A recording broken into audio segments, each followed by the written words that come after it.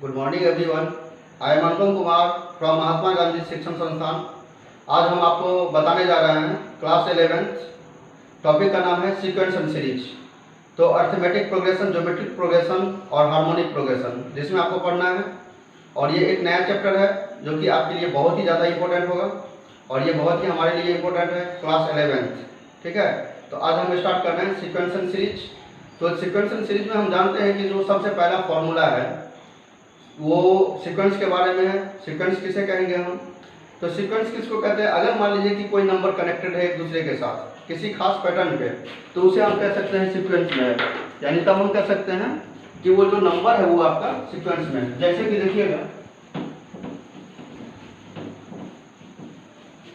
जैसे मान लेते हैं कि पहला एग्जांपल में 1, 3, 5, 7, 9, 11 ये सारा का सारा नंबर क्या है? सीक्वेंस में है, क्योंकि सबके बीच का डिफरेंस क्या है? 2 है। और इसे आप अर्थमेटिक प्रोग्रेशन में भी कह सकते हैं। इस तरह से अगर कोई दूसरा एग्जांपल है 1/2, 1/3, 1/4, 1/1, 1/5 डॉट डॉट डॉट, ये सारा का सारा नंबर क्या है? सीक्वेंस में है। क्योंकि हम देख रहे हैं कि सारे नंबर के न्यूमरेटर जो भी है वो 1 है और डिनोमिनेटर क्या है? 1 2 3 4 5 नेचुरल नंबर है। तो इसे भी आप कह सकते हैं कि ये सीक्वेंस में होगा। उसी प्रकार से थर्ड नंबर एग्जांपल 2, 4, 8, 16, 32 ये। अब हम जानते हैं कि ये ज्योमेट्रिक प्रोग्रेशन में है, यानी जीपी में है। 2 को अगर 2 से मल्टीप्लाई किया जाए तो 4 होगा, 4 को 2 से मल्टीप्लाई किया जाएगा तो 8 होगा, 8 को 2 से मल्टीप्लाई करेंगे 16 होगा, 16 को 2 से मल्टीप्लाई करेंगे 32 होगा। यानी इसमें जो हम देख रहे हैं कॉमन रेशियो बराबर है, तो ये नंबर भी क्या होगा? सीक्वेंस में होगा। ठीक है, इसके बाद आता है अर्थमेटिक प्रोग्रेशन, एपी। एपी के बारे में आप लोग पहले भी पढ़े होंगे क्लास 10th में। क्लास 10th में बताया गया था कि अगर किसी दो नंबर के बीच का डिफरेंस बराबर हो तब उस सारा नंबर किस में होगा? एपी में कहलाएगा। जैसे एग्जांपल नंबर 1 ये एपी में है। एक और एग्जांपल लेते हैं। अगर मान लेते हैं कि 3, 6, 9, 12, 15 इस प्रकार से नंबर अरेंज है, एक दूसरे के साथ कनेक्टेड है, ये सारा का सारा नंबर क्या है? एपी में है। और यहाँ पे जो ये 3 है ये फर्स्ट टर्म हो गया। कॉमन डिफरेंस हमारे पास कितना है? कॉमन डिफरेंस कैसे निकालेंगे? अगला टर्म माइनस पिछला टर्म, यानी next term to the previous term का जब डिफरेंस करेंगे तो वो होगा हमारा कॉमन डिफरेंस। यानी कॉमन डिफरेंस आप निकाल सकते हैं 6 - 3 विच इज इक्वल टू 3 हो जाएगा।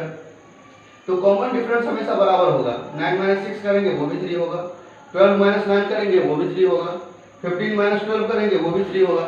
तो इस प्रकार से आप कह सकते हैं कि ये सारा का सारा नंबर किस में है? अर्थमेटिक प्रोग्रेशन यानी एपी में है। ठीक है, तो इसी प्रकार से एक और एग्जांपल ले लेते हैं। जैसे 5, 5, 5 ये सब, ये भी आपका टर्म एपी में होगा। क्यों? क्योंकि सबका कॉमन डिफरेंस क्या है? 0 है।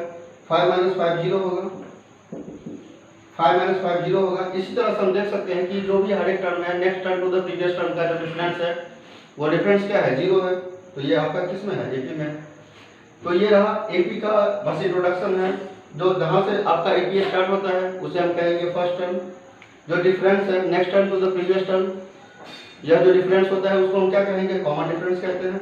यानी यहाँ पर डी जो है इस डी का नाम हो जाएगा कॉमन डिफरेंस। ठीक है, अब इस प्रकार से अगर लास्ट टर्म निकालने के लिए कहे, अगर इस एपी में कहा जाएगा लास्ट टर्म क्या होगा, उस लास्ट टर्म को आप निकाल सकते हैं। कैसे निकालेंगे लास्ट टर्म? तो लास्ट टर्म का फॉर्मूला होता है जिसे हम डिनोट करते हैं Tn से। तो Tn इक्वल टू क्या हो जाएगा? a + n - 1 × d। यानी Tn इक्वल टू क्या होगा? a + n - 1 × d, जहाँ पर a क्या है? फर्स्ट टर्म है, n क्या है? टोटल नंबर ऑफ टर्म्स है, और d क्या है? कॉमन डिफरेंस है। तो इस Tn को हम लास्ट टर्म भी कह सकते हैं। ठीक है, और इसे डिनोट करने का एक और तरीका है, आप इसे l से भी डिनोट कर सकते हैं, या बहुत सारे बुक में an से भी इसे डिनोट किया जाता है। तो Tn इक्वल टू क्या हो जाएगा? a + n - 1 × d। In an AP, if the pth term is 1/q, कोई AP है जिसका pth टर्म है 1/q and the qth term is 1/p, यानी इस AP का जो pth टर्म होगा Tp इक्वल टू वो दिया हुआ है 1/q, और qth टर्म यानी Tq इक्वल टू दिया हुआ है 1/p। तब हमें प्रूफ करना है the sum of first P Q H term is 1/2 into P Q plus 1, यानी तब हमें प्रूव करके दिखाना है, प्रूव दैट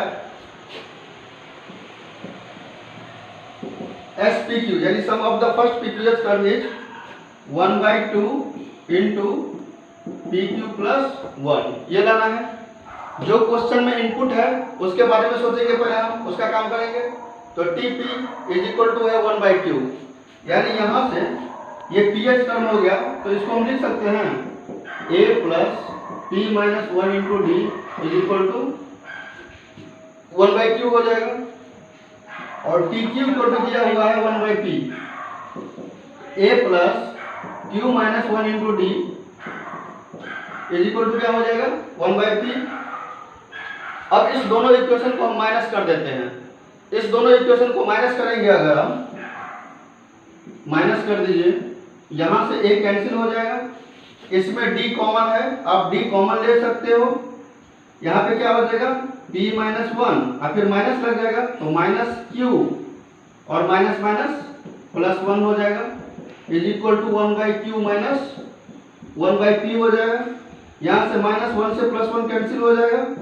इस प्रकार से आप लिख सकते हैं d into P minus Q is equal to, अगर यहाँ पर एलसीएम लिया जाए तो p minus Q divided by P Q हो जाएगा, p minus Q divided by P Q.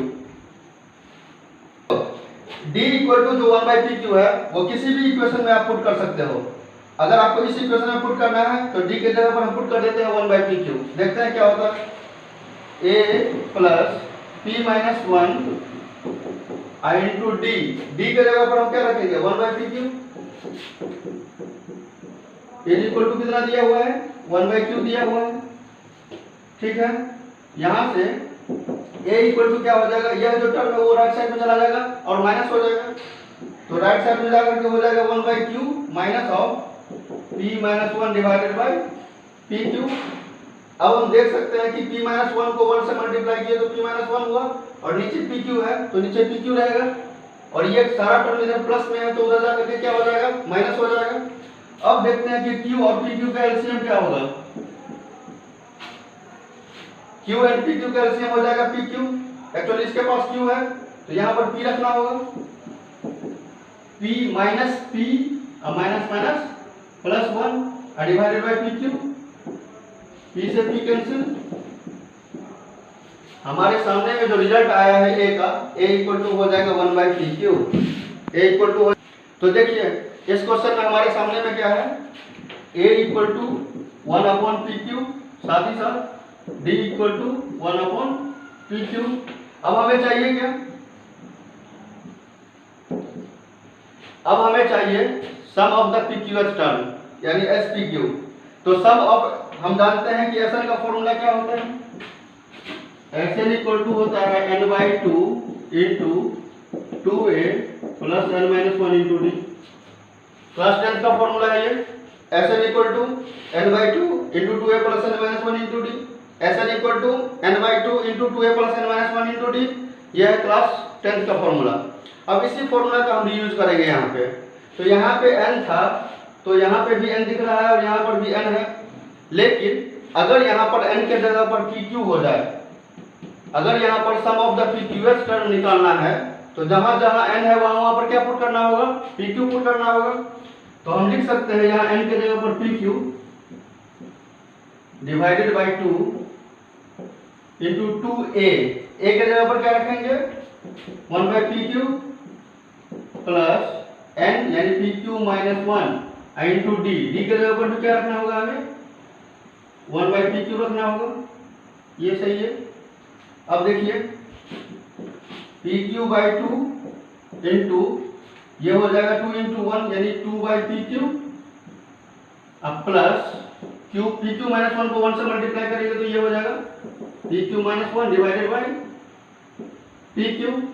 अब एक काम करते हैं, pq/2 इस दोनों टर्म में क्या है 1/pq कॉमन है तो 1/pq को कॉमन ले लीजिए।